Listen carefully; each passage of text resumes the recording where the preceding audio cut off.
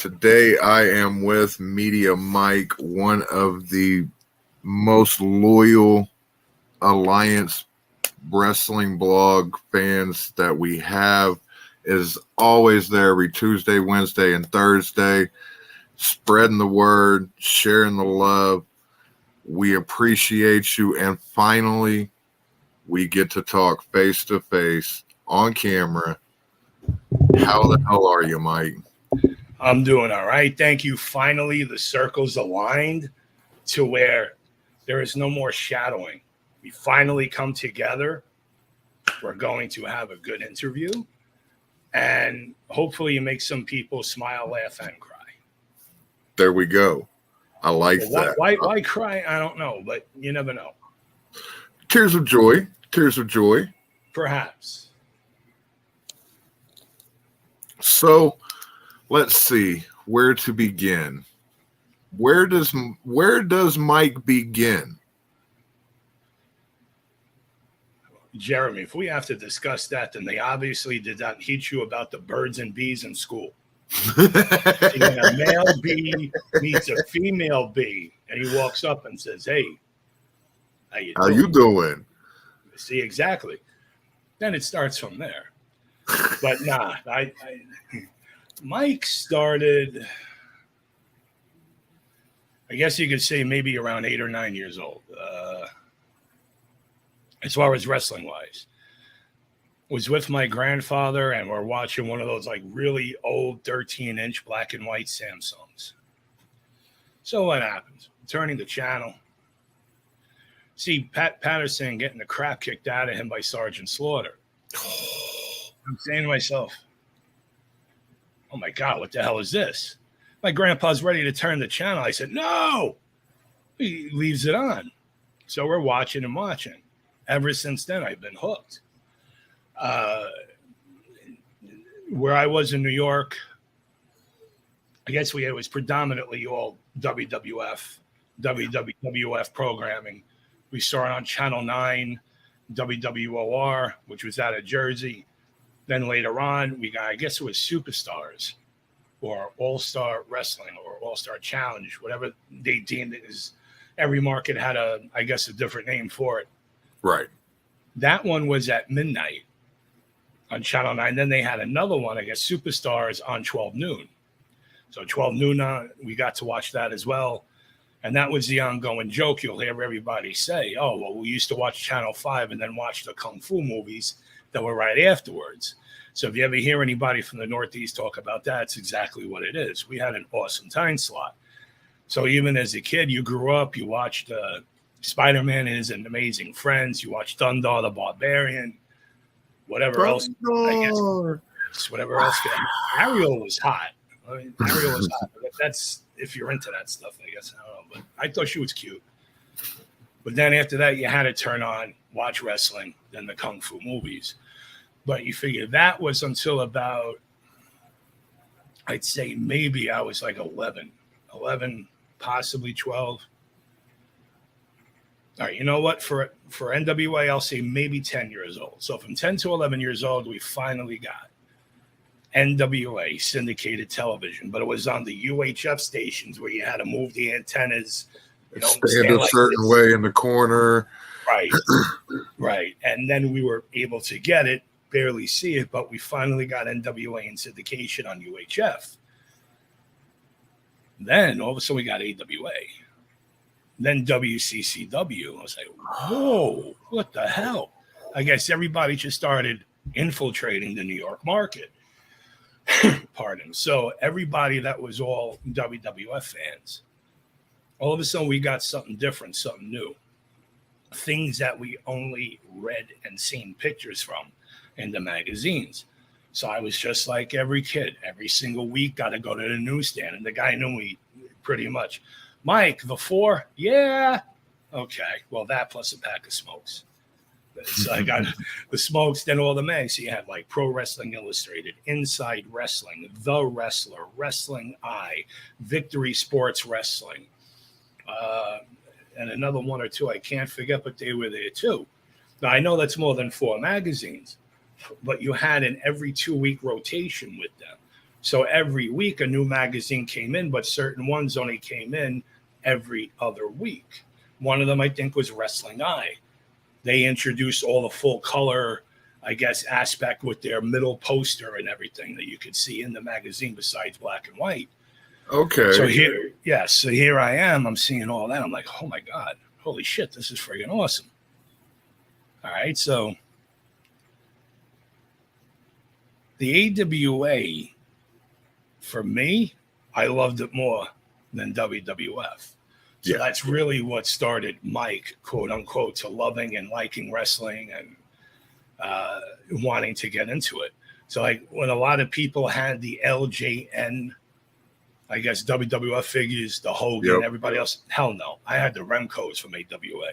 I had almost a whole collection. My mother's friend owned a little mom and pop toy store. So I used to get them all from there. Because another place down me, a hobby shop, didn't get them all. All they could get was the Battle Royal playset. And that was very heavily publicized all over, not just pro wrestling, every other kid's TV show. Yeah. So you got the Ring, the Ref, Road Warriors, Fabulous Ones, Baron Von Raschke, Rick Martel. But, with my bad luck, I have to get the Ref that wasn't Dick Worley. The Ref that was the fucking Wolfman from the DC Comics line. Yeah, go figure how friggin' pissed I am. I'm hoping to get son of a bitch. I don't want this Ref, and you can't bring it back.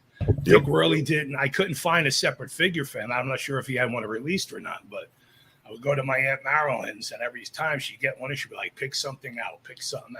But I had to be good in school. Right. And mind you, at the time, you had other figures there too, like Star Trek, Happy Days.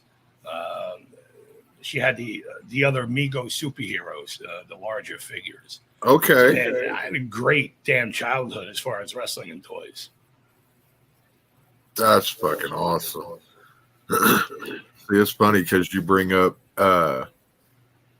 watching cartoons and then wrestling and then kung fu flicks. And that's exactly what my Saturday mornings were too. It was Saturday morning cartoons, and then it was wrestling on Channel 7, and then I switched over to USA for Kung Fu Theater. And that was my Saturday. That was my Saturday morning and mid-afternoon. But one movie I could not stand that they always did on a repeat every friggin' month was The Kid with the Golden Arms. Yeah. Okay. So you know what that is. I know, but I could not stand seeing that twice a month because it used to piss me the hell off. I wanted to see brand new wrestling and a new damn kung fu movie, but then they would replay Kid with the Golden Arms. Yep. There's only so many times you can hear, well, I don't know if I repeat it on here, but you killed my village, you took my rice. I can't, I want to hear something new. Yeah. So you touched on getting in that your grandfather got you into watching wrestling, which then later on got you into training to wrestle and everything. So what was that like? Where did you go for that and everything that rolls in with that? All right.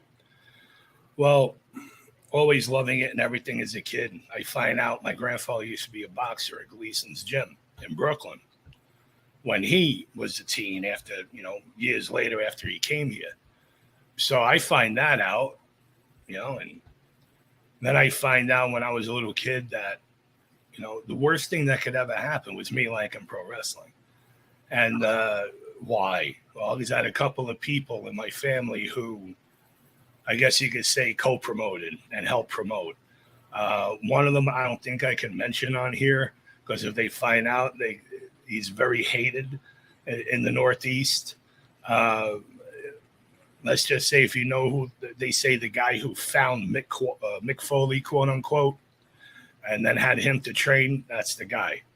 So one of my uncles was very close with him. We used to sell tickets and promote. But my other one was my uncle or cousin, Donnie. He would help promote. And it wasn't just the smaller independent promotions, I guess, that would form. Because you had like Universal Wrestling Superstars. You had Universal Wrestling All-Stars. And then you had like ECWA, which I guess is East Coast Wrestling Association. That's the oldest one that was around. And I think the one that does that Super 8 tournament ran by Gino Caruso. So they're like totally legit. So all these companies would go and get whoever they could just to sign independently. And it could be people retired from NWA or currently wrestling WWF. So a lot of those guys would come in or for those type of shows, or when WWF would just do, I guess they call it the C show that they would have at little churches, high school gyms. Yeah. So finding that out, that's all I needed to hear. I would aggravate the hell out of my family. Want to go. So I would go. My uncle / cousin would take me into the back, and I'd see a lot of people I seen on TV. Nobody super huge, but people like Iron Sheik would be there. That was before he did the WWF run and all that. Cicluna, Dominic DeNucci, Jose Luis Rivera, SD Jones. So I'm a little kid, and I'm back there. I'm seeing them, and I'm like a kid in a candy store. So it's like the very first on-paper autographs I got were Iron Sheik and DeNucci. But a couple of years later, the very first one in person, I guess, was Yokozuna. But back then, he went by Coquina Maximus. So, but that was the very first auto I got. And then from there, I think I still have majority of all of them. I got to find it somewhere. I kept it in one of those little, they call them autograph books or whatnot. It looks like a wallet. And you had to fold the pages a certain way so you could separate them. But I think I still have it, and it should be all of them that I had from when I was a kid. So it piqued my interest. So one day I'm going to take a look. And if they're all legible, then I'll probably show them to you guys. Because I'm 49 now. We're talking maybe 40 years, anywhere from 35 to 40 years ago of autographs. God knows if the paper is going to disintegrate or not. Right. So, yeah. And then after that, went into training, couldn't make it to Gleason's. Those friends of ours, their cards, I guess, wouldn't make it. So mind you, where I am in New York, I did Staten Island at the time. We're talking an hour and a half drive through downtown Brooklyn itself. That's a haul. So I guess it was one day after a show, forgot what church, but it was Big Vito and Iron Mike Sharp. They did a battle royal, and there's other guys in there too, or wrestlers at different promotions.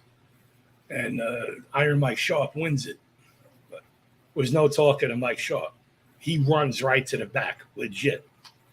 But Big Vito's out there, and I know Vito. I don't know, not that time, but knew of Vito, not just TV, but where I used to work out with my cousin at Staten Island Health and Fitness. He would be there, training and everything. So we know by face and everything. Right. So it's like, you know what? Go to Iron Mike Sharp. He has a school in Brick. As I told you, there's no way I could get to Gleason's. And then I guess the rest is history. Brick was only about maybe 45 minutes away. So that sounds a hell of a lot better than an hour and a half plus 2 tolls. Yep. A lot cheaper, too. Yeah.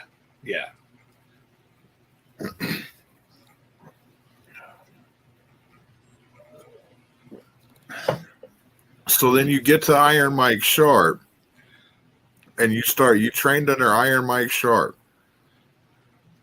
Right. That's crazy. Yeah, and I remember the actual phone calls. I wanted to make sure it was legit and true. So I call up, and he actually answers the phone. So I'm like, oh, my God, this is like really Iron Mike Sharp? He's like, yes. All right. So I go, I talk, I get the hours, I go down there. All right, so I go down.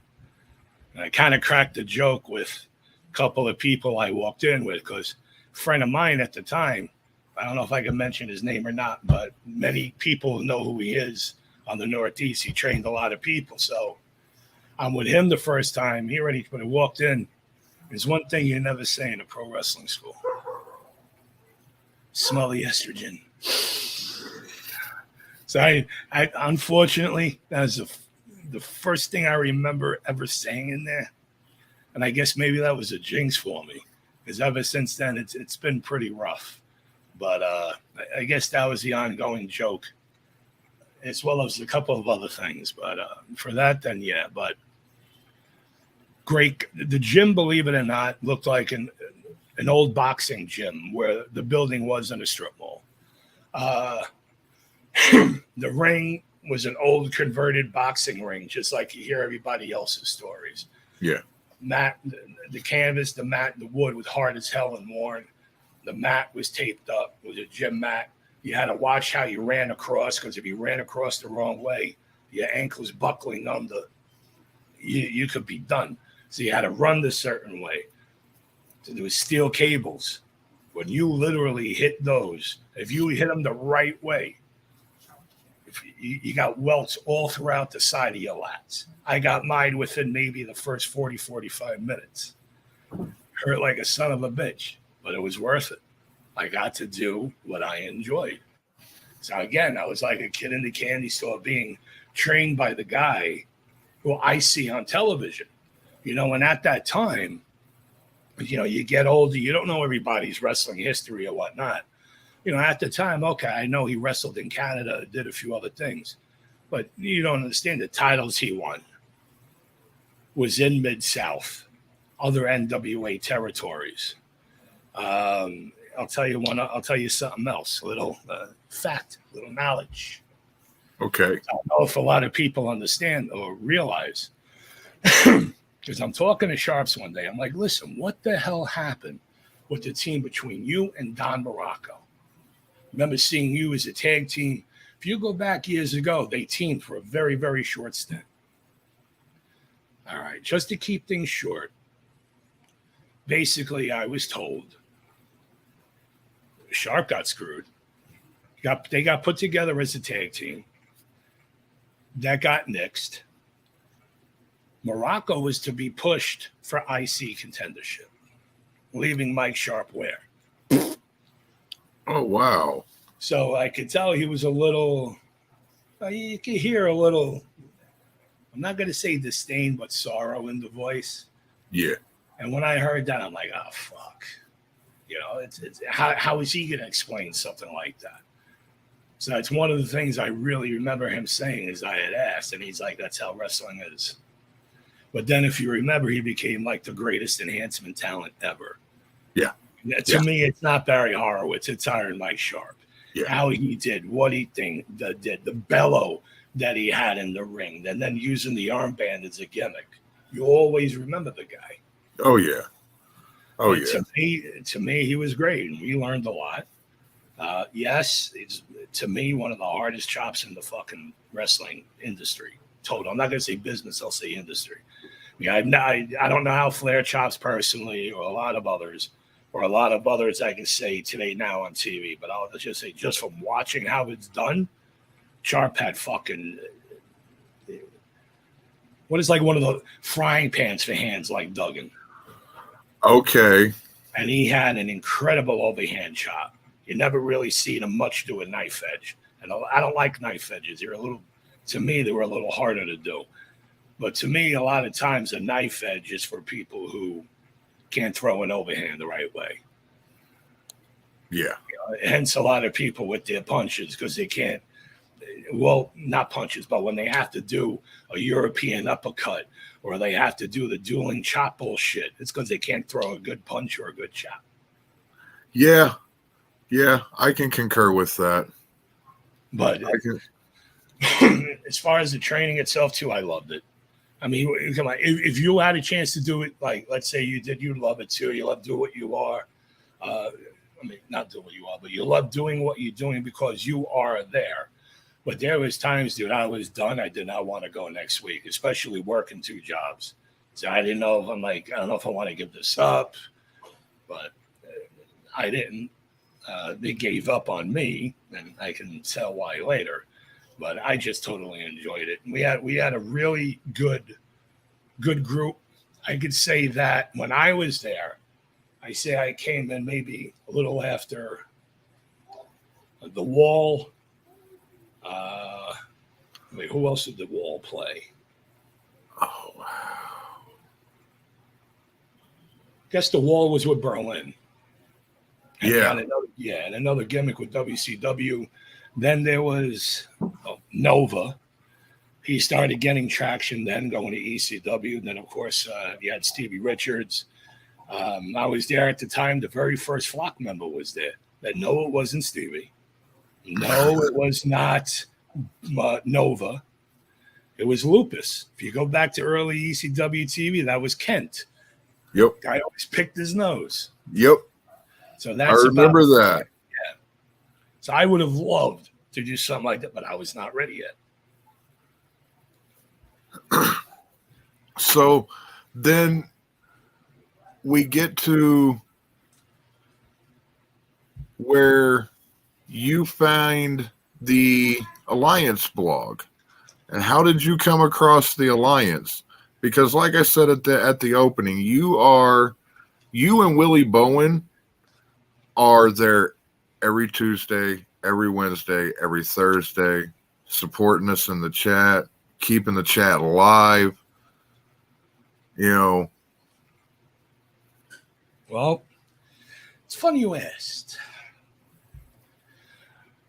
One day I don't know how it happened, but I was looking at actual NWA on YouTube. And I guess when you watch certain things, you have to, while YouTube is going, I guess, recommend things or just show things in your feed that may pique your interest.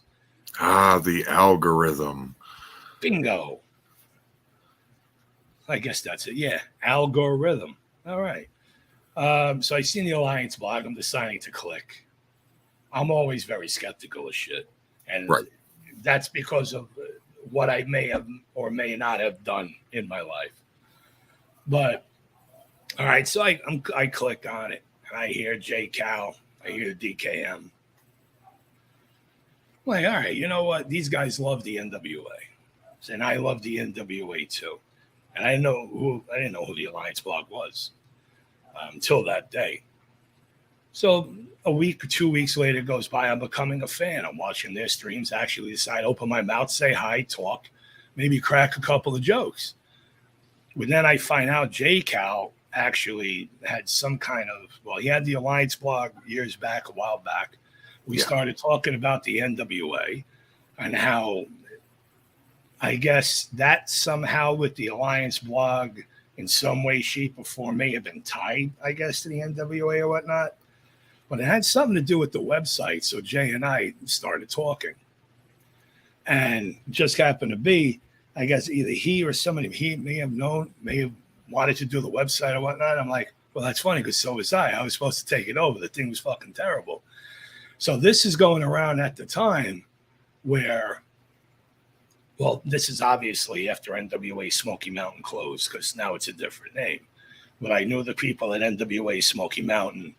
A lot of the wrestlers were coming through and in and out of there.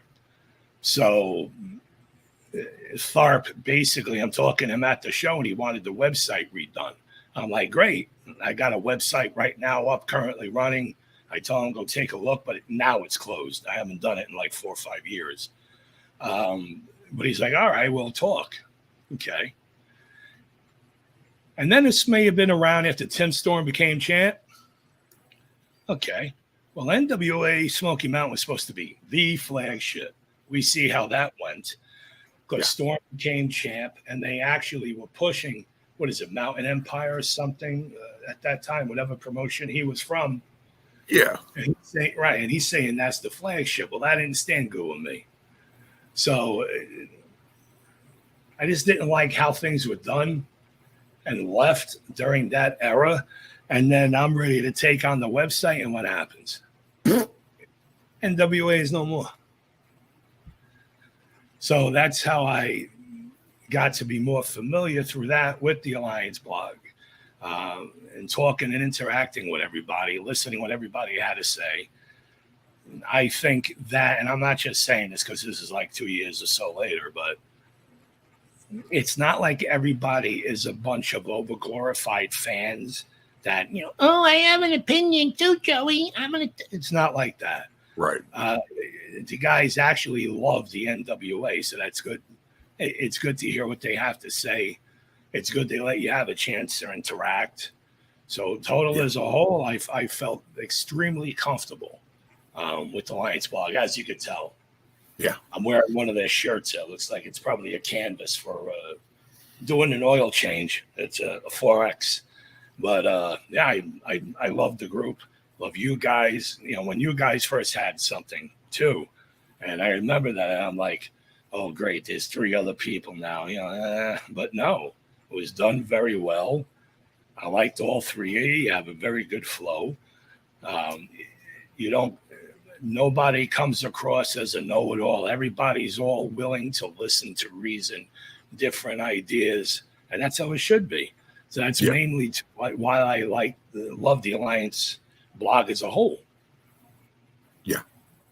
And that's one of the, that's, I'm speaking for myself, but at the end of the day, that's one of the goals of the Alliance blog, and what J Cal and DKM and Jaden do with the Alliance guys, and what me, Tim, and Dave do with the other Alliance guys, is we want to create that dialogue and that open channel for fans to come in and talk with us, because that's what we are. We're just fans, you know.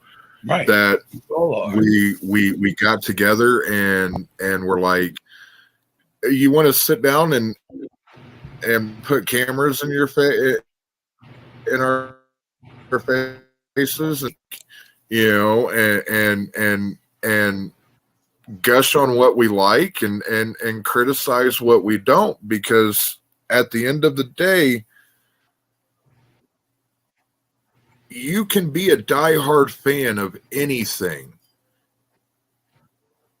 but you're not really a diehard fan if you can't criticize what's going wrong as well, I feel. You know, agreed. And I know I say stuff at times that people are probably like, yeah, no. I like with my matches of the week. I'm sure my match of the week it doesn't click with everybody, every fan, you know. But I'm open to. So what didn't you like about it? You know, tell me what you didn't care for about it, and which one would you have picked? You know, and that's what I love, the dynamic that the 3 of you have, because it's mostly yourself and Tim that will ask the questions like that. Scooby, God love him. I guess he don't like to talk much, the guy. That's always why you'll hear me say, come on, Dave, smile. Come on, smile. Yeah. And he'll do that little, grin. And I would love just for him to ask things like that more, but I guess that's just Dave. But I like when both of you do that. That's why I like Alliance as a collective in whole. Yeah. And that, like I said, man, that's we want to create that dialogue and ask those questions and allow people to pose their opinion, and not, oh, you're stupid for thinking, your opinion is your opinion, and you are more than entitled to it, and share it just as much as I am. You know.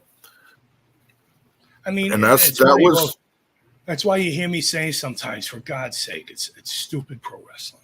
There's other things in this world to get more upset about. Yep. There's a lot that goes on in pro wrestling that I don't care for, and I don't watch it. Right. And I'm not going to sit there and I'm not going to bash it either. I am not a GCW fan at all, but they're doing what they're doing, and I consider them to be a player, a major player in the business. They are successful. They're more, I hate to say it, they're more successful than the NWA. Exactly. More people are talking, and I love the NWA, whether it's now or when I first seen it on TV. I always will. But GCW, in my view, people are going to go and rush and buy their pay-per-views or attend their pay-per-views more than I feel the NWA. whether it's Yeah. by buying it through Fight or trying to steal a stream, which we all know people do now. It's evident. Right. Because I believe that does affect things, but that also goes to show you who's willing to pay for a product or not. And if they're willing to pay for it and then risk the legality of getting caught bootleg streaming it, they're wanting to. That is to me, that's your true diehard right there. You should fully embrace that person, because they're wanting to spread it out to the people that I want to watch this, but I either don't want to pay for it because I'm new to it, or I can't afford to pay for it, or I'm just not going to pay for it. Right. But those are still eyeballs. Yes, and the way the last few NWA streams have went with the pay-per-view, it's probably what many may do. I mean, I hope not, but that's where I think some may do, especially this next pay-per-view coming up, with a lot of the speculation. And I don't want to go into, because everything has already been discussed from A to Z on the past Alliance streams. But I guess after tonight and tomorrow, we'll definitely tell which direction the NWA can go, and the fans will still be interested, because right now it's only diehards, real diehards of the product. And yes, all the touring may bring some new people in, but after the new people do see 75, whether they're Pumpkin fans or not, are they going to want to order it again or watch it on YouTube, and not just watch it because it's free on YouTube either? So let's hope the new set of tapings that, from what I understand, they'll do at Nashville, and then it should be ready on Tuesday for airing already. So that's how quick that team is busting their ass to get things on for people to watch.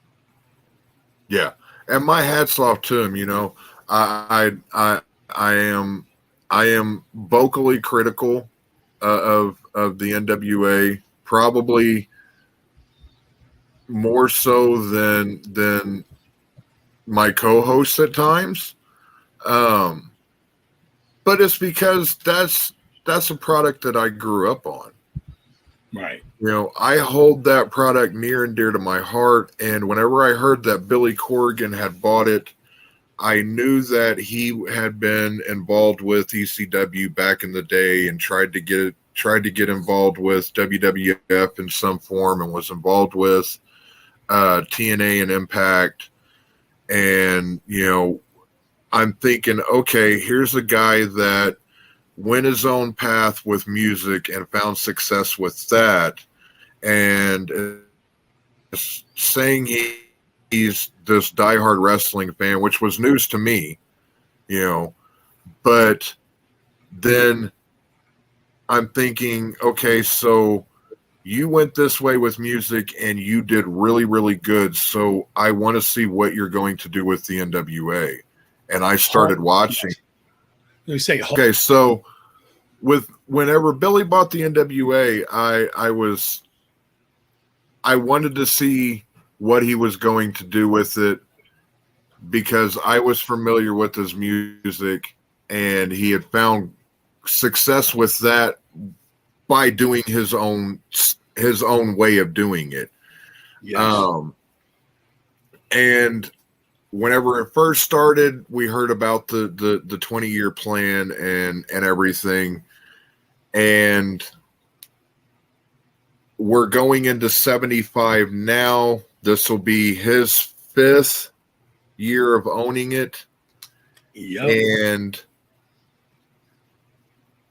I'm hoping that we see a more clear direction moving forward than what we've gotten so far. I hope so too, dude. And I'll tell you why. Because you're mentioning a 5-year plan. Could this have been the same 5-year plan he would have had from ECW? Is this that 5-year plan he could have had with TNA? We don't know. I mean, as far as I know, I don't know what his true motives were, but he was involved in ECW. And from what I understand, Paulie and Billy would throw back numbers or figures. One wasn't good for the other, so I guess Billy packed his bags and left right after. I guess he was involved with the feud with Carino. See, it wasn't just because he had to be on TV and do the angle. There's other reasons there. And then TNA, same thing. He's in there. He's involved with an angle. Then after that, you're not really seeing him much. But I guess everybody's keeping abreast with the dirt sheets, what's going on. Then you hear Billy withdrawing and removing TNA and money investments, and that he possibly has lost money and yada, yada. Okay, again, something must have happened. Numbers were thrown. He didn't like it. And I guess simple business, you pick up and leave. And now he's got the NWA after Tharp went goodbye. Yeah. Okay. It's been 5 years out of a 20-year plan. We got 15 years left. How many people are really going to give a shit and continue to watch for the next 15 years after tonight?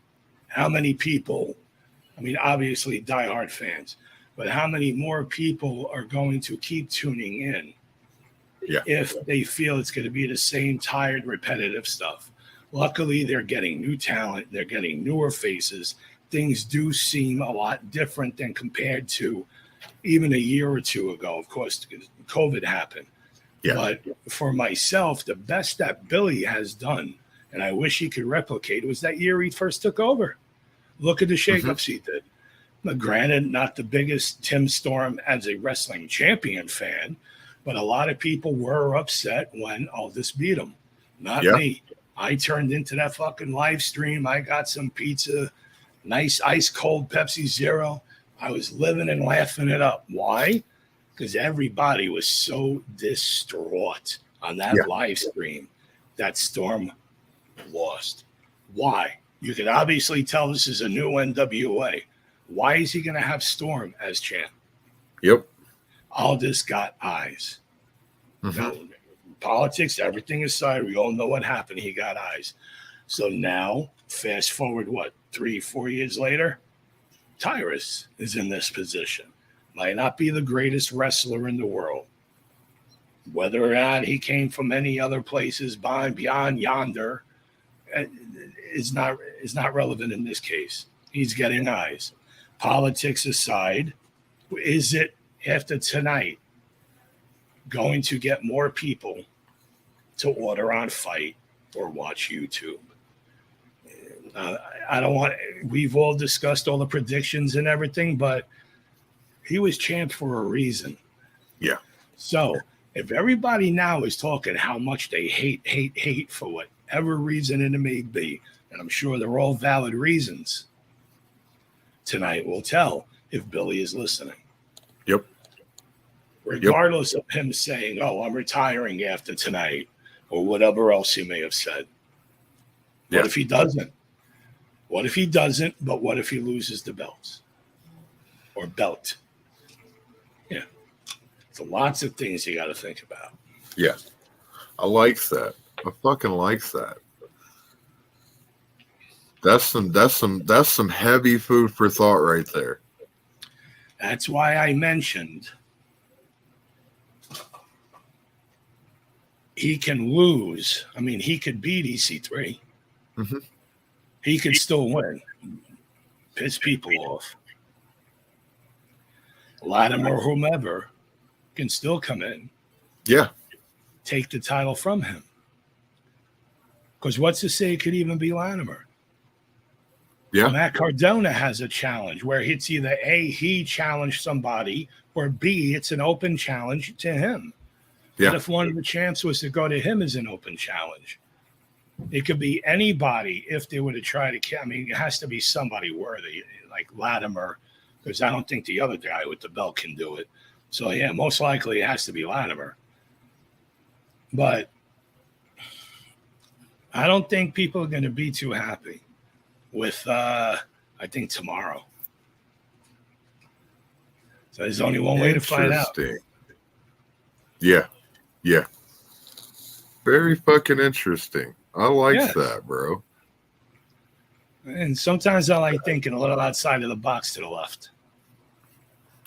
Well, and it like you said, Tyrus gets eyeballs. Even if he's negative or positive, yes. Yeah, and that goes back to the old adage: The only bad publicity is no publicity at all. That's it. You know, so as long as people are talking about you, that's all that good, bad, or indifferent, they're talking. I agree. And Tyrus has a lot of talking done on him. And he's on he takes that title on TV with him. He got it on the Super Bowl commercial. That's No shit. I didn't know that. I didn't watch. Yeah, he got it. That was Fox News had a Super Bowl commercial, and he was in it, and he had the title with him in the commercial during the Super Bowl. Okay, now see, since you said that, to me, there's two types of champs. You got your wrestling champ, which is what we're used to. Right. Then you got your transitional or publicity champ, which I guess is Tyrus. Can you have one that does both? Yes. That was, I guess, supposed to be Tyrus. It just has not worked out the way it was supposed to. Right. So whoever's the next champ, if they could get that one person to do both, I figured that's all they would need. If you ask me, EC3 would be that one person. Yeah. And it's not just because of the wrestling aspect, which Latimer has too, but who would have more controversial takes into certain things? I feel it would be EC3 more than, let's say, Latimer, that can go to, well, I'm not talking like a place like Fox News or anybody. I'm talking anything that would have to be social media or television related. Right. So that's where I feel EC3 has that small upper hand over Latimer. Yeah. Yeah. There's really, come on, you really look at their roster. Who else is there? There's not many. There's Latimer and EC3. Guys that look like they could be wrestling champs and walk and talk around and spew shit and say things. There's not many of them. No. There's maybe a handful, 4 or 5. Yeah. Latimer and EC3 are definitely your best choices, and of the two, the one most likely to pop up on TV or something would be EC3 over Latimer. Latimer's a little more subdued and when it comes to yeah. Right. EC3 could do TV interviews. He could do television shows. He could transcend beyond that title to get a lot more eyes on it. Where you think of Latimer, you just think he's the great, good old kick-ass wrestling champion. Yeah. I don't see much more unless Billy makes it that way, where he makes Latimer into more. But publicity speaking, to get more eyes in Hollywood, because they are, after all, affiliated with SAG. Yep. And the possibility is there if Camille were to keep the title, if Camille kept her title and then they were presented as a power couple and have her be more of the face and voice of the two, publicity wise, because she's got the movie coming out where she played, it's the Mildred Burke movie, and she plays somebody. Yeah. And this is the first time you've been hearing about that movie too. Yeah, she had just wrapped on filming a Mildred Burke movie, and she was playing opposite of Mildred Burke. And it's got the guy that was the Cobra Kai trainer in the Karate Kid movies. Johnny? No, the trainer himself. Kreese? Yeah. The guy who plays Kreese? Yeah. Oh, fuck, sweet. Right. So that right there, she's going out. The other possibility. Wait, hold on. Yeah, you see now why? Now, if Latimer becomes champ, Okay. Right. Let's just say, with Camille having that connection right there through Kreese, you know what should fucking happen. You need to do some kind of Cobra Kai fucking shit where you have Kreese appear alongside Latimer and Camille, whether or not she's still NWA Women's Champ or not, and do some kind of a damn angle. See, that's exactly what I'm talking about, what you were saying, what I was mentioning about transitioning into some other form of level for Hollywood or television.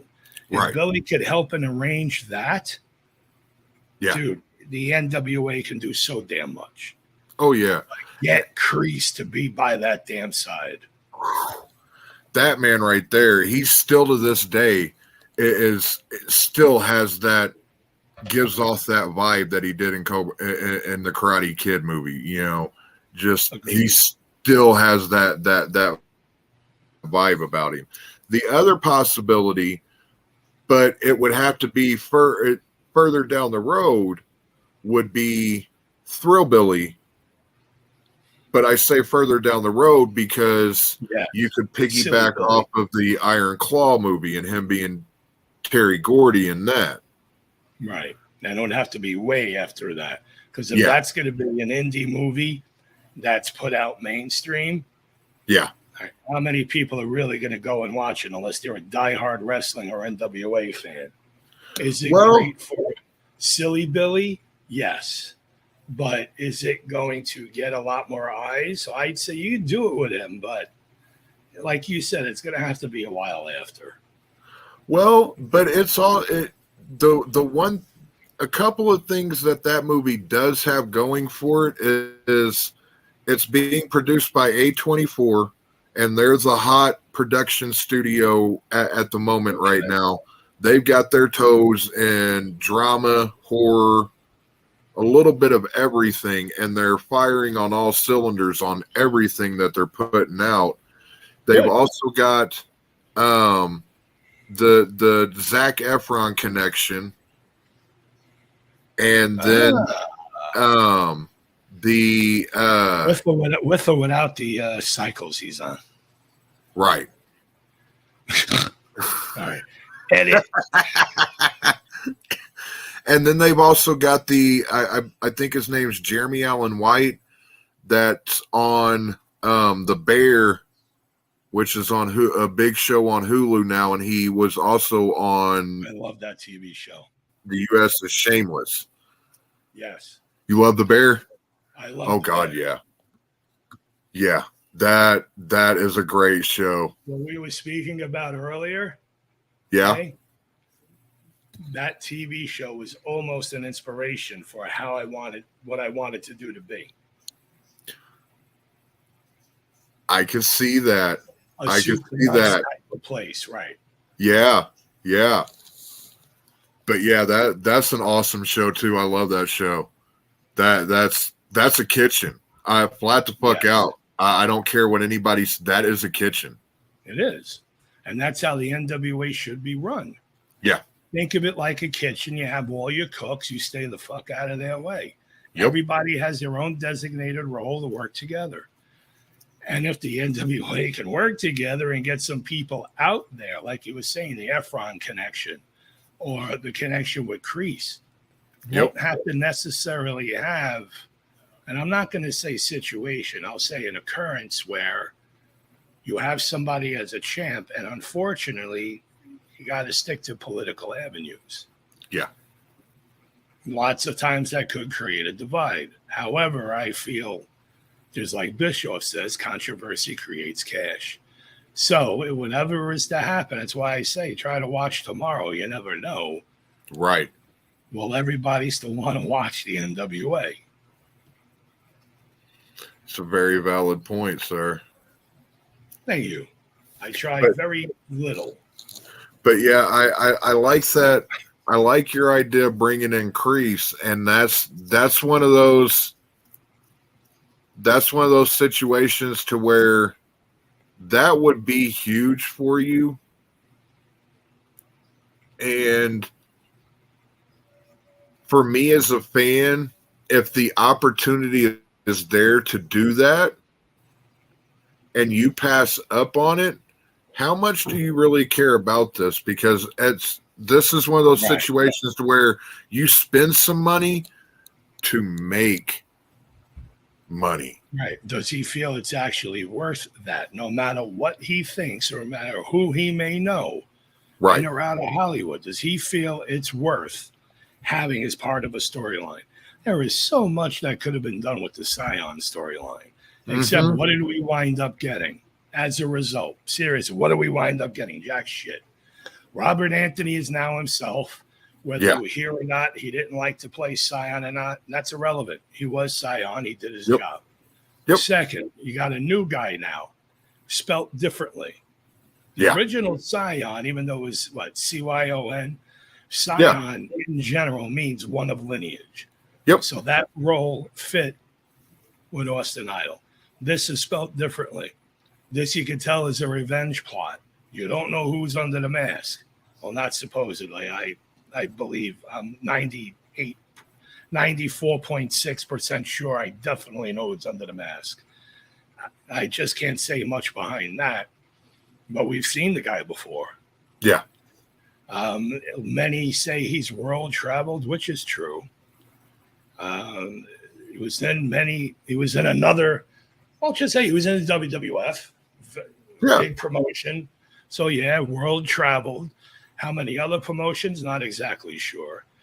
But I feel who is under the black Scion mask now is somebody who may have made a return to NWA or pro wrestling as a whole, and it just basically was a flop. Black Jesus, somebody you could do something with too. Go after the junior title. The guy could talk, and he could still go around in the ring. Why not give him several shots when he returns and gets better? For the junior belt, because honestly, I'm not into Kobe and Kerry. I honestly could care less, as much as I may like Kerry or not. I feel Kobe will win because of bullshit, and it could be because of Jamie Stanley. And if that happens again, look for Stanley to interrupt and challenge. But I'm not into. Because after this with the belt with Kerry, he just do the Southern Six shit and get over with that, and with his father. So NWA junior title again is what? Just a prop. Yes, there's a lot of history, lineage, all that. So if people hear that, they're like, what? Well, it's a prop. What do you think you give to a person to accelerate a role from? Prop. I can go online and fucking buy one. It's a prop. Right. At the end of the day, it's not, the title is just that, a prop. It's the person that's carrying it that makes that thing mean anything or not. Right. The WWE has shown us time and time again, belts come and belts go. So when you have a guy like Tyrus and you have a history, tradition, longevity of the NWA, and he had his own belt made, I guess, to fit him. Every champ will get a certain belt. Again, everything we spoke of falls with him. It's what he does with that title. It's how he elevates it or decelerates its growth. Right now, I feel it's kind of in the middle. I like that. Decelerates its growth. I like that. A lot of people have titles, whether people like what I said or not just now. When they have titles, what do? They try to have meaningful matches to make that title be, well, not just be something, but worth something. That other people, oh shit, I want to be NWA champ when I grow older, like we probably did as kids, with no matter what belt. With me, it was the fucking Mid-South heavyweight title at that time when I was in public school. So for me, that was the belt. I had the construction people one I made and everything else. So there's other people out there that will see current champs, and that's what it is. Are you going to have meaningful matches with that so-called belt that so-called has history and tradition behind it for over, well, now it's 75 years since its inception? Or are people going to be like, nah, I don't need to be a wrestler. Yeah. I like that. Well, thank you. Again, I give very little effort.